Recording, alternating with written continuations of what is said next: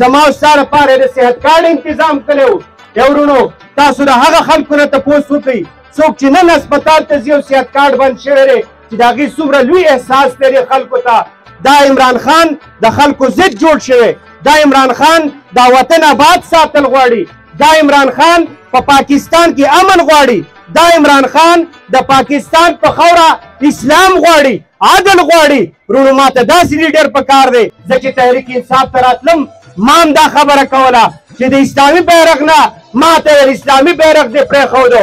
د الله په ذات مې قسمي ما اوس اسلامي بیرغ له لاس ورکړی.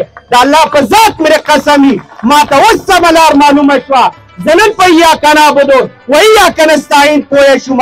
نن ما ته پته ولګېده چې واقعي تحریک انصاف دا د عدل جماعت دی، دا د انصاف جماعت دی، دا پر وطن کې د امن خبره کوي، دا ادارو ته خود مختاري ورکوي.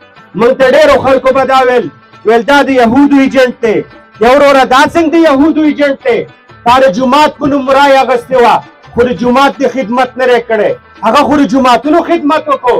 تا خو د منبر او د پټکي او د محراب په نوم باندې ووټ اخیستی و.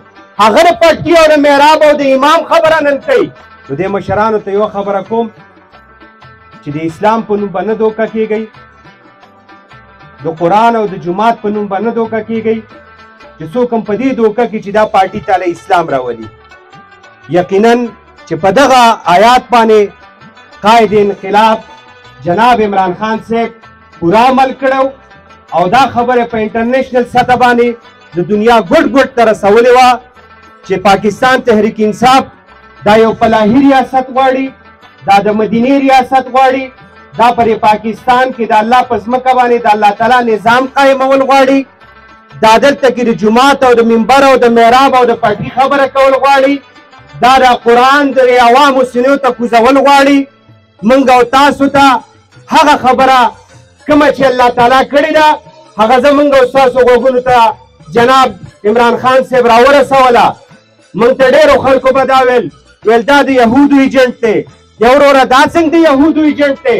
تا د جومات په نوم رایه اخیستې وه خو د جومات د خدمت نه دی کړی. هغه خو د جوماتونو خدمت وکړو. تا خو د منبر او د پټکي او د محراب په نوم باندې ووټ اخیستی و. هغه د پټکي او د محراب او د امام خبره نن کوي. چا دلته کې چې دی د ائمه کرامو لپاره د انتظام کړی چې یاره دوی ته هم د پاکستان د خزانې د دوی ته خپل حق میلاو شي. چا د جوماتونو لپاره د سولر د انتظام خبره کړې. چا د غریب طبقې دپاره سوچ او فکر کړی دی چې د عام ولس به څنګه د خان او د نواب صاحب په یو صف کې ودرېږي. زما او ستا لپاره د صحت کارت انتظام کړی و.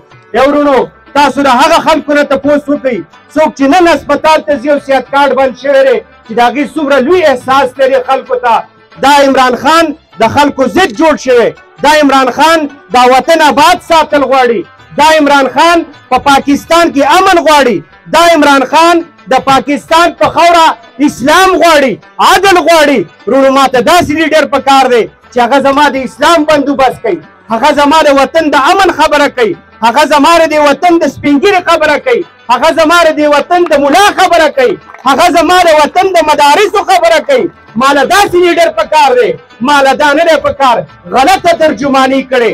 هر چا چې کړې غلط بیاني کړې، هر چا چې کړې غلطه خبره موږ ته رارسولې.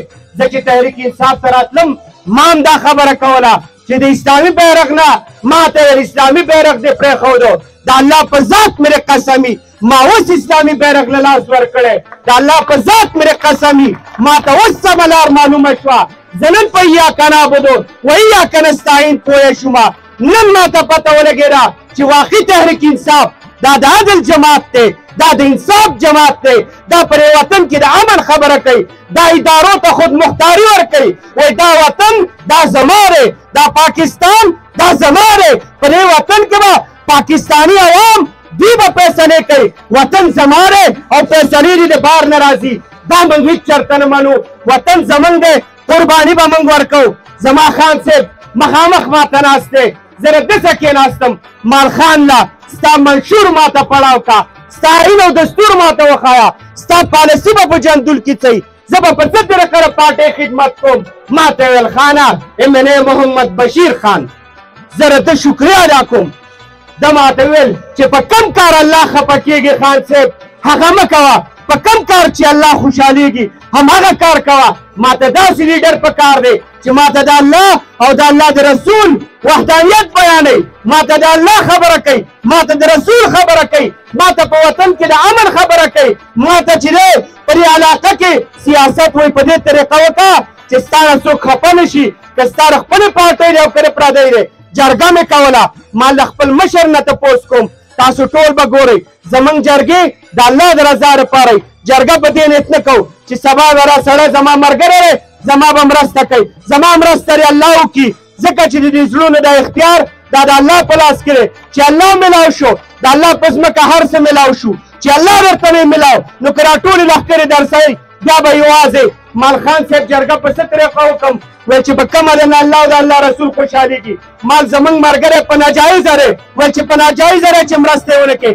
ماته داسې لیډر پکار دی چې زه سبا په خپل ووټ هم مطمئن یم چې زه په جندول کې د نیشنل اسمبلی ووټ زه چاله ورکوم، زه MNA محمد بشیر خان له ورکوم، ځکه چې هغه ماته د الله او د الله د رسول خبره کوي.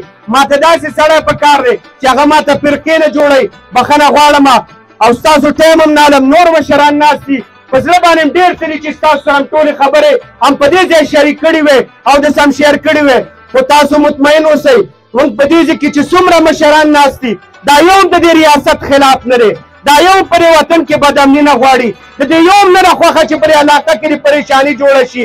موږ د سیاست دا عبادت ګڼو او عبادت موږ د الله د رضا لپاره کوو. نو انشاءالله موږ به دا خپل عبادت د خپل جدوجهد د هغه وخته پورې جاري ساتو څو پورې چې په پاکستان کې امن او د پاکستان په خاوره باندې اسلامي نظام نه نافذ کړي د هغې پورې به زموږ او ستاسو جدوجهد جاري. بخښنه غواړم په اخره کې درته یو خبره کوم، الیکشن کې بالکل تاسو تسلي ساتئ. پاکستان تحریک انصاف هغوی ټول ادارې تمام ادارې پرې پوه شوي چې د دې علاوه بل اپشن نشته. ټول خلک هغه وکتلی شو، هغوی ته معلومه شوه چې محب وطن پاکستان تحریک انصاف دی، پرامن پاکستان تحریک انصاف دی، د اسلام خبره پاکستان تحریک انصاف کوي. نو صرف په خپل پولنګ سټیشن کې به په خپل پولنګ ایجنټ باندې پوره نظر ساتئ او خپل چې څومره خلک دی په دې نیت یې راوباسئ، د جهاد په نیت یې راوباسئ. دا یو جهاد دی چې د وطن دپاره قرباني ورکوي، دا عظیم جهاد دی. د وطن دپاره د امن خبره کوي، دا عظیم جهاد دی.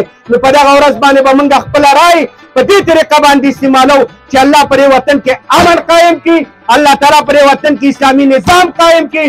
د دې لپاره به دې بوټ ته موږ خپله ټپه لګو. الله تعالی دې زموږ او ستاسو دا سعی دا جدوجهد په خپل دربار کې قبول او منظور کړي. الله دې زموږ او ستاسو دا راغونډېده د پوره پاکستان دپاره د نجات او د کامیابۍ ذریعه وګرځوي. جزاک الله.